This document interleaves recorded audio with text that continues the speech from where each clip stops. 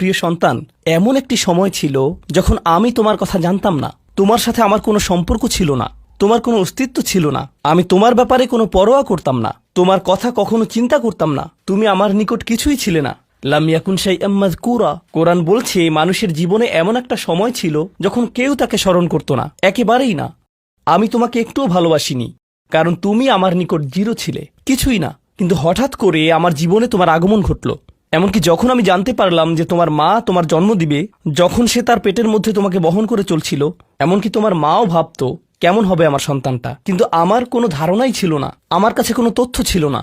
আমার একটা অংশ এই ভয়ে থাকতো যে তুমি হয়তো আমার মতো হবে, কিন্তু আমার কোনো ধারণাই ছিল না কেমন মানুষ হবে তুমি। এমনকি তুমি যখন একটু একটু করে বড় হচ্ছিলে, তুমি যখন একদম ছোট বাচ্চা ছিলে, আমি আসলে জানতাম না তুমি কে। আমি শুধু জানতাম তোমাকে খাওয়াতে হবে, আর মাঝে মাঝে তোমার থেকে দুর্গন্ধ আসতো। এছাড়া তোমার সম্পর্কে আমি তেমন কিছুই জানতাম না। এখন তুমি যেহেতু বড় হয়ে উঠছো, এখন আমরা পরস্পর কথা বলতে পারি এবং যোগাযোগ করতে পারি। তুমি স্কুলে যাচ্ছ, আমরা একই বাড়িতে বাস করি।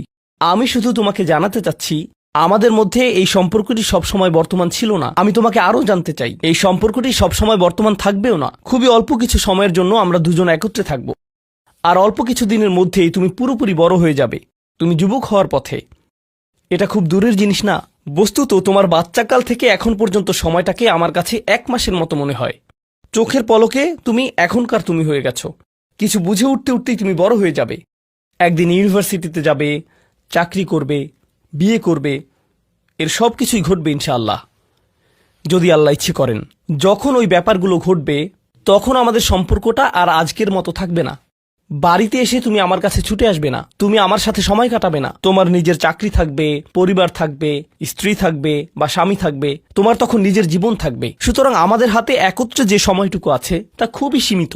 এমনকি এই সময়টুকুতেও তোমার স্কুল আছে, আমার চাকরি আছে, আমাকে বাজার করতে হয়। আমাদের হাতে হয়তো দৈনিক 20 মিনিট সময় থাকে সত্যিকারের কথা বলার।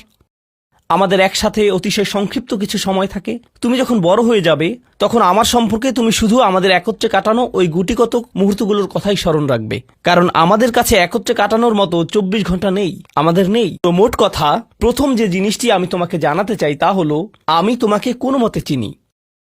আমি জানি আমরা একত্রে বাস করি, কিন্তু আমি সত্যিই তোমার সম্পর্কে খুবই অল্প জানি। কেন জানো? কারণ কোনো মানুষ অন্য কোনো মানুষকে সত্যিকার অর্থে চিনে না।